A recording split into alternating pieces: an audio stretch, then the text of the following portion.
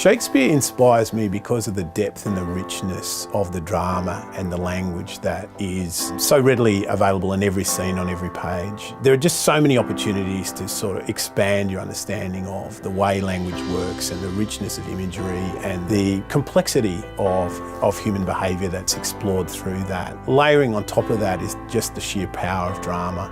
So Shakespeare combines all of that in a way that is why I think it's always been so central to English literature.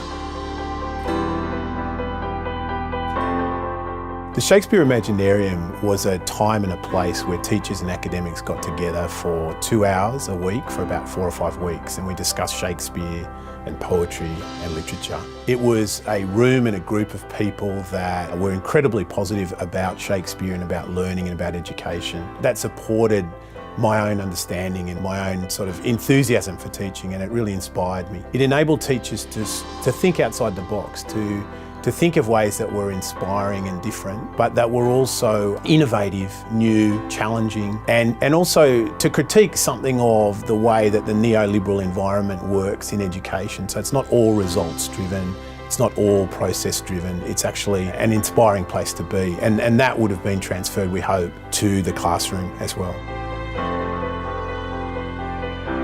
Coming out of the Imaginarium, one of the things that I tried to do was to use concrete props in my teaching. So the current Year 12 text that we're doing is Richard III, and I used a number of hats to designate various characters. Not only used it for one period, but actually for 6 weeks. And by contrasting the sort of modern baseball cap of Al Pacino with the crown and the crowns of Richard III, it made the teaching and learning of the comparative unit really concrete and really interesting, and the students loved it.